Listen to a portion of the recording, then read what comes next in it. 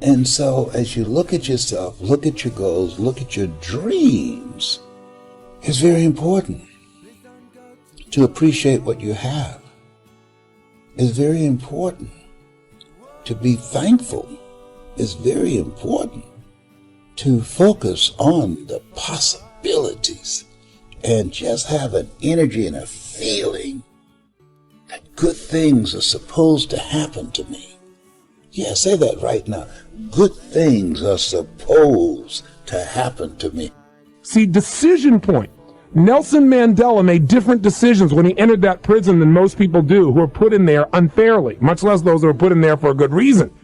Mother Teresa made some different decisions at the age of 50 that affected people around the world for the next 35 years. Most of us in life, we work so hard for things. We think life's going to be a certain way, but as you're going to discover, life is never a straight line.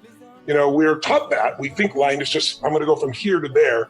But if you look in nature, you never see a straight line in real nature. If it's a straight line, a human built it.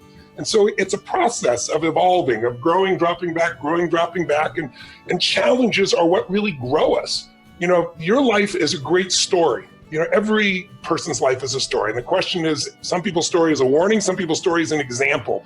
Right now, you're an example that's growing and expanding, and you have a chance to have this be the most incredible life. But it won't be a life without challenge. And the challenges we're facing right now give you an opportunity to grow. If you don't like your job, decide and change it. If you don't like your relationship, make a decision and change it. If you're not happy with your body, don't talk about it anymore. Change it. Make a decision. And once you decide and resolve, that's what you're going to do. What makes life valuable? Interesting philosophical question. What makes life valuable, human life? Now that we find ourselves on this spinning planet, a chance to live a human life, what would make it valuable? Second question, what makes life worthwhile? Third question, what makes life work well? Good practical question. Well, we could put, spiritually, socially, personally, economically, physically. There's a lot of different aspects to making life work well. But that'll suffice, because those questions, I think, are very vitally important. What makes life worthwhile? What makes it valuable? What makes it work well? And all the aspects. If your life doesn't work well in some aspects, what would you fix?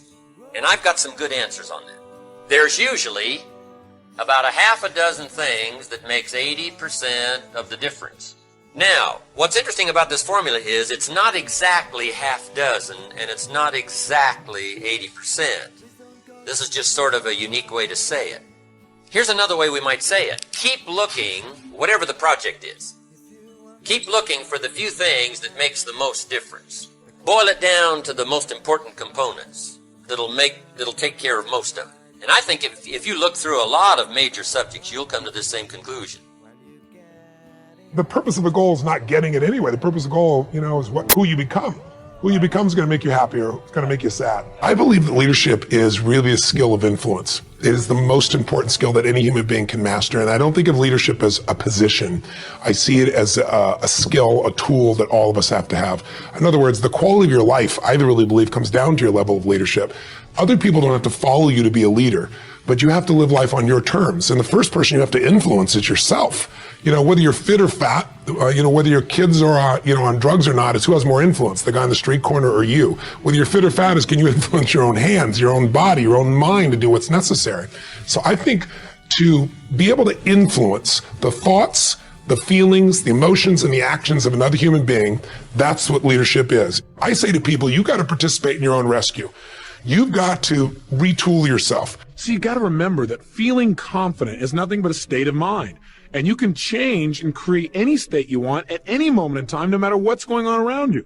You've got to remember that any feeling you've ever had in your body, whether it be fear, anxiety, concern, depression, frustration, or ecstasy, power, unstoppability.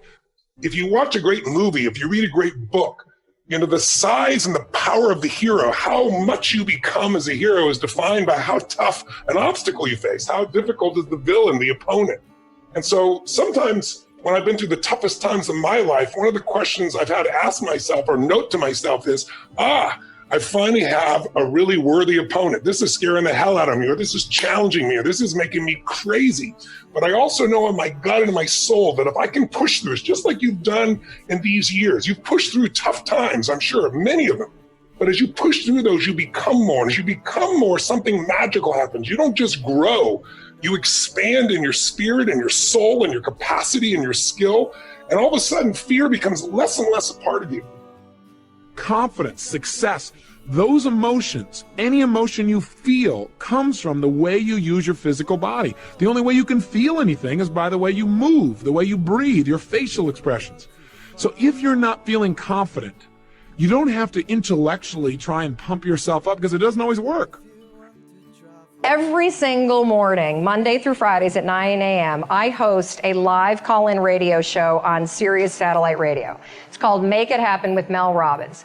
And the thing that's been so crazy about that show is every single person that calls me on that show, they call in because they're feeling stuck in their lives and they're resigned about their ability to change their lives. And I'm not talking about people that are nuts. I'm talking about successful people like you and me that just somehow got stuck in their lives. And I'm not talking about people that are looking for cheesy self-help. I'm talking about people that really want to figure out how to move themselves forward.